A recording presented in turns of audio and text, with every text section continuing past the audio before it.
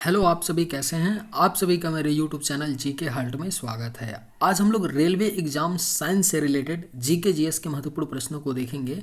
इस सभी प्रश्न होने वाले आगामी रेलवे एग्जाम के लिए बेहद ही महत्वपूर्ण होने वाले हैं, तो वीडियो आखिरी तक ज़रूर देखिएगा और सभी प्रश्नों को आप लोग अच्छे से याद कर लीजिएगा। तो चलिए आइए एक एक करके शुरू करते हैं।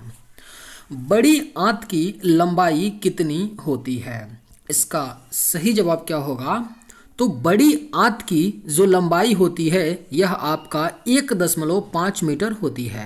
यानी करेक्ट आंसर क्या होगा? तो ऑप्शन सी हो जाएगा। बड़ी आंत की लंबाई 1.5 मीटर होती है।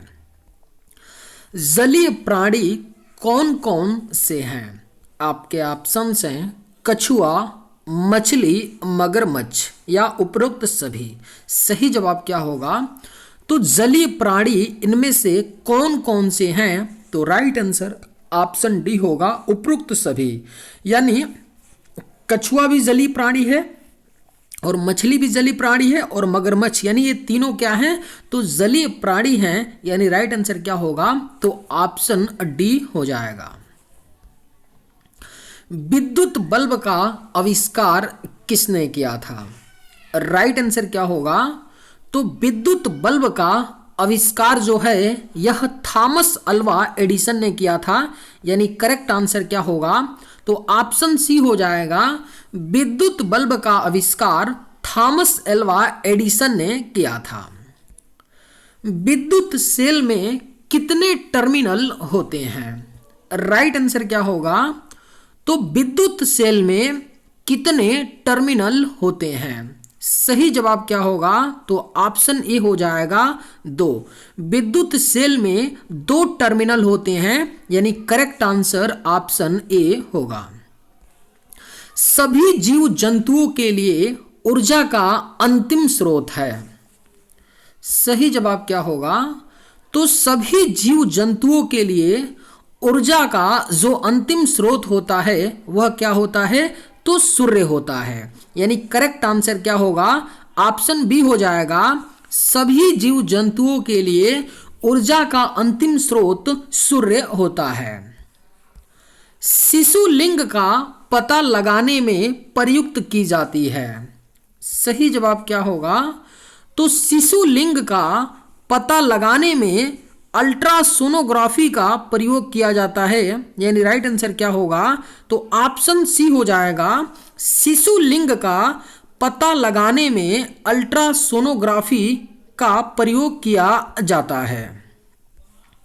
डीएनए की द्विकुंडलित संरचना की खोज किसने की? बेहद ही महत्वपूर्ण प्रश्न है। डीएनए की द्विकुंडलित संरचना की खोज जो है यह वाटसन एवं क्रिक ने की थी। यानी राइट आंसर क्या होगा? तो ऑप्शन डी हो जाएगा। डीएनए की द्विकुंडलित संरचना की खोज वाटसन एवं क्रिक ने की थी। भोजन के पाचन हेतु आवश्यक तत्व क्या है? करेक्ट आंसर क्या होगा? तो भोजन के पाचन हेतु जो आवश्यक तत्व होता है वह आपका एंजाइम होता है। यानी राइट आंसर क्या होगा? तो ऑप्शन सी हो जाएगा। भोजन के पाचन हेतु आवश्यक तत्व एंजाइम होता है। स्तनधारियों के मूत्र में प्रमुख उत्सर्जी पदार्थ होता है। अगर आप लोगों को ये वीडियो पसंद आए तो एक लाइक ज़रूर कीजिएगा और अगर आप इस चैनल पर नए होंगे तो सब्सक्राइब भी कर लीजिएगा। स्तनधारियों के मूत्र में प्रमुख उत्सर्जी पदार्थ होता है। करेक्ट आंसर क्या होगा? तो ऑप्शन ए हो जाएगा, यूरिया होता है। स्तनधारियों के मूत्र में प्रमुख उत्सर्जी जो पदार्थ होता है वह आपका यूरिया होता है। विटामिन ए की सर्वाधिक मात्रा निम्न में से किस में होती है? आपके ऑप्शंस हैं मक्का, गाजर, आलू, चावल। सही जवाब क्या होगा? तो विटामिन ए की जो सर्वाधिक मात्रा होती है यह किस में होती है? तो करेक्ट आंसर ऑप्शन बी होगा, गाजर में। विटामिन ए की जो सर्वाधिक मात्रा होती है वह गाजर में होती है। कौन सा रोग पानी के माध्यम से होता है? सही जवाब क्या होगा? तो कौन सा रोग है जो पानी के माध्यम से होता है? तो राइट आंसर ऑप्शन ए होगा हैजा। हैजा जो रोग है यह आपका पानी के माध्यम से होता है, यानी करेक्ट आंसर ऑप्शन ए होगा। आर्द्रता मापने वाले यंत्र को क्या कहते हैं? बेहद ही महत्वपूर्ण प्रश्न है, स्टार मार्क कर लीजिए, पूछा जा सकता है क्वेश्चन। आर्द्रता मापने वाले यंत्र को क्या कहते हैं? सही जवाब क्या होगा? तो ऑप्शन बी हो जाएगा, हाइग्रोमीटर कहते हैं आर्द्रता मापने वाले यंत्र को, यानी करेक्ट आंसर ऑप्शन बी होगा। मानव में प्लाज्मोडियम का संक्रमण उत्पन्न करता है। राइट आंसर क्या होगा? तो मानव में प्लाज्मोडियम का जो संक्रमण है यह मलेरिया उत्पन्न करता है, यानी राइट आंसर क्या होगा? तो ऑप्शन सी हो जाएगा, मानव में प्लाज्मोडियम का संक्रमण मलेरिया उत्पन्न करता है। कौन सा विटामिन पानी में घुलनशील होता है? सही जवाब क्या होगा? तो कौन सा विटामिन है जो पानी में घुलनशील होता है? तो करेक्ट आंसर ऑप्शन डी होगा, विटामिन बी। विटामिन बी और विटामिन सी ये दोनों पानी में घुलनशील होते हैं, यानी सही जवाब क्या होगा? ऑप्शन डी हो जाएगा, विटामिन बी और विटामिन सी यही दो विटामिन है जो पानी में घुलनशील होते हैं। और वसा में कौन कौन से विटामिन घुलनशील होते हैं? तो वसा में आपका vitamin A, vitamin D, vitamin के और विटामिन ई, ये चार आपके विटामिन जो हैं वसा में घुलनशील होते हैं, और दो विटामिन बी और सी पानी में घुलनशील होते हैं। निम्नलिखित में से किसका वेधन क्षमता अधिक है? राइट आंसर क्या होगा? तो निम्न में से किसका जो वेधन क्षमता होता है वह अधिक होता है? तो राइट आंसर ऑप्शन सी होगा, गामा किरणें।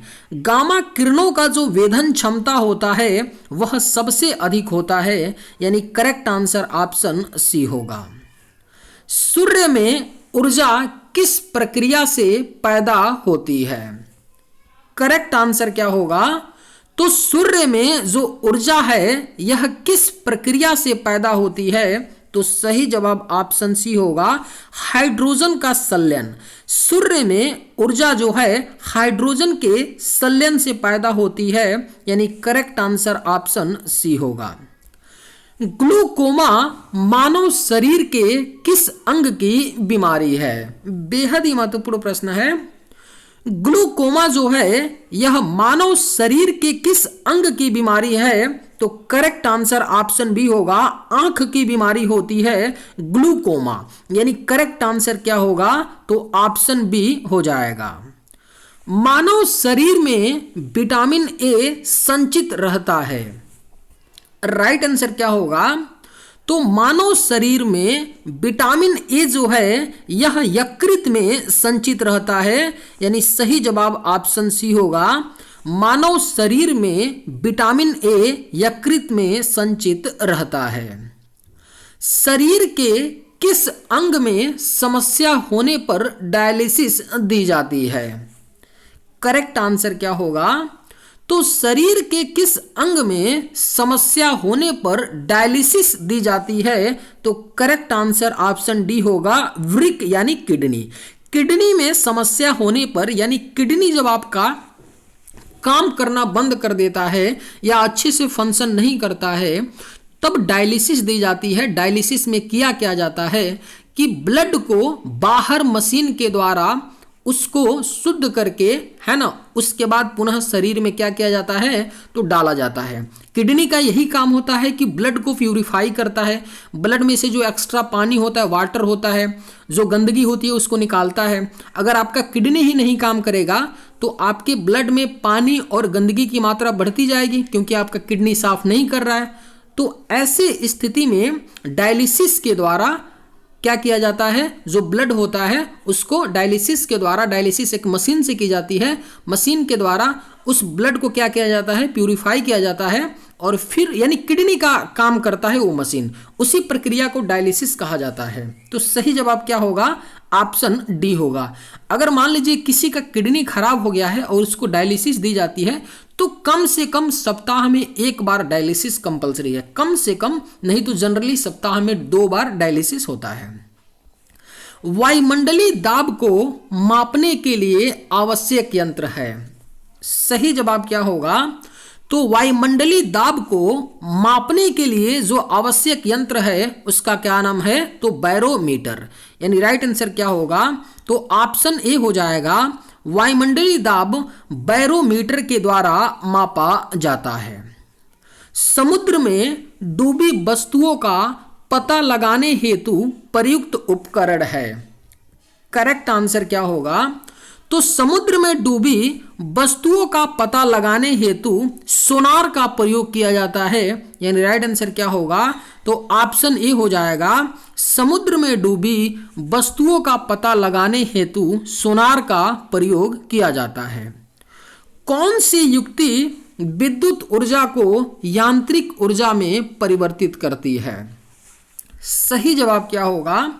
तो कौन सी युक्ति है जो विद्युत ऊर्जा को यांत्रिक ऊर्जा में परिवर्तित करती है? तो राइट आंसर ऑप्शन बी होगा, विद्युत मोटर। विद्युत मोटर विद्युत ऊर्जा को यांत्रिक ऊर्जा में परिवर्तित करती है। यानी सही जवाब ऑप्शन बी होगा।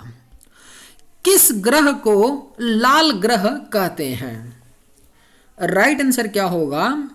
तो किस ग्रह को लाल ग्रह कहते हैं? तो सही जवाब ऑप्शन ए होगा, मंगल। मंगल ग्रह को लाल ग्रह कहते हैं। यानी राइट आंसर क्या होगा? तो ऑप्शन ए हो जाएगा। उस ग्रह का नाम जिसमें सूर्य पश्चिम में उदय होता है। राइट आंसर क्या होगा? तो उस ग्रह का नाम जिसमें जो सूर्य है पश्चिम में निकलता है। जैसे आपने पृथ्वी की बात करें तो पृथ्वी पर क्या होता है कि जो सूर्य होता है पूर्व दिशा में निकलता है, लेकिन इस क्वेश्चन में पूछा जा रहा है कि कौन सा ग्रह है जहां पर सूर्य पश्चिम में निकलता है। तो सही जवाब क्या होगा? ऑप्शन सी हो जाएगा, यूरेनस। यूरेनस जो ग्रह है यहां पर जो सूर्य है वह पश्चिम में उदय होता है। यानी करेक्ट आंसर ऑप्शन सी होगा। कृत्रिम उपग्रह में विद्युत ऊर्जा का साधन क्या है? राइट आंसर क्या होगा? तो कृत्रिम उपग्रह में विद्युत ऊर्जा का जो साधन होता है वह आपका सौर सेल होता है। यानी राइट आंसर क्या होगा? तो ऑप्शन बी हो जाएगा, कृत्रिम उपग्रह में विद्युत ऊर्जा का जो साधन होता है वह सौर सेल होता है। निम्न में से कौन सी बीमारी वायरस के कारण नहीं होती है? करेक्ट आंसर क्या होगा? तो निम्न में से कौन सी बीमारी है जो वायरस के कारण नहीं होती है? तो सही जवाब ऑप्शन डी होगा, टाइफाइड। टाइफाइड बीमारी जो है यह वायरस के कारण नहीं होती है। यानी राइट आंसर ऑप्शन डी होगा। सिस्मोग्राफ से क्या मापा जाता है?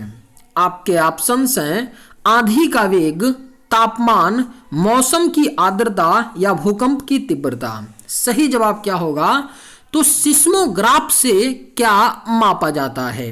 करेक्ट आंसर क्या होगा? तो ऑप्शन डी हो जाएगा, भूकंप की तीव्रता को मापा जाता है सिस्मोग्राफ से। यानी करेक्ट आंसर ऑप्शन डी होगा। एक्सरे का आविष्कार किसने किया था? अगर आप लोगों को ये वीडियो पसंद आए तो एक लाइक ज़रूर कीजिएगा, और अगर आप इस चैनल पर नए होंगे तो सब्सक्राइब भी कर लीजिएगा। एक्सरे का आविष्कार किसने किया था?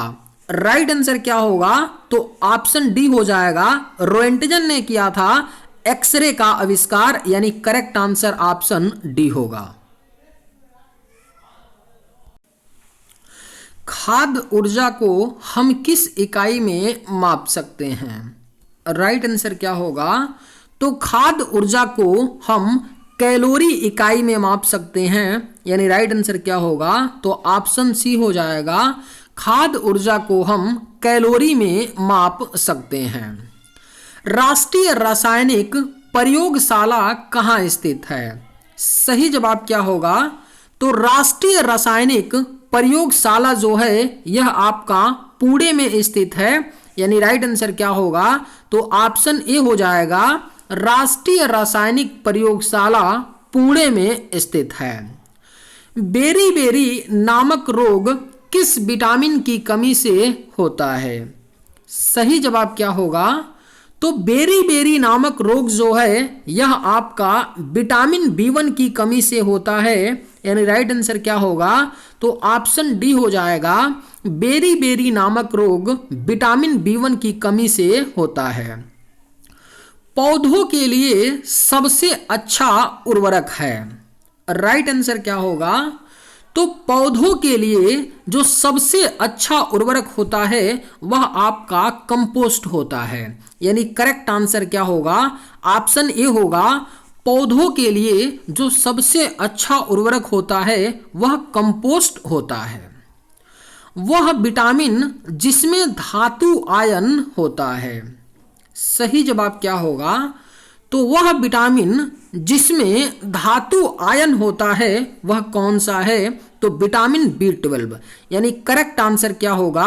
तो ऑप्शन बी हो जाएगा। विटामिन B12 में धातु आयन होता है। बेकिंग सोडा का रासायनिक नाम कौन सा है? बेहद ही महत्वपूर्ण प्रश्न है। बेकिंग सोडा का रासायनिक नाम जो है सोडियम बाइकार्बोनेट होता है, यानी करेक्ट आंसर ऑप्शन डी होगा। बेकिंग सोडा का रासायनिक नाम सोडियम बाइकार्बोनेट होता है। ऐसी प्रक्रिया जिसमें CO2 उत्सर्जित नहीं होती है, आपके ऑप्शंस हैं श्वसन, किण्वन, प्रकाश संश्लेषण या दहन। सही जवाब क्या होगा? तो ऐसी प्रक्रिया जिसमें CO2 उत्सर्जित नहीं होती है वह कौन सा है? तो प्रकाश संश्लेषण, यानी करेक्ट आंसर क्या होगा? तो ऑप्शन सी हो जाएगा। प्रकाश संश्लेषण एक ऐसी प्रक्रिया है जिसमें CO2 उत्सर्जित नहीं होती है। बैटरियों में इस्तेमाल होने वाला अम्ल कौन सा है? करेक्ट आंसर क्या होगा? तो बैटरियों में इस्तेमाल होने वाला जो अम्ल है वह आपका सल्फ्यूरिक अम्ल है, यानी करेक्ट आंसर ऑप्शन बी होगा। बैटरियों में इस्तेमाल होने वाला अम्ल सल्फ्यूरिक अम्ल है।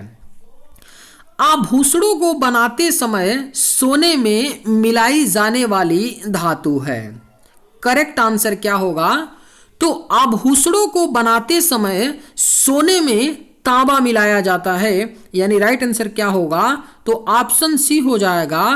आभूषणों को बनाते समय सोने में तांबा मिलाई जाती है। हाइड्रोजन के कितने समस्थानिक हैं? राइट आंसर क्या होगा?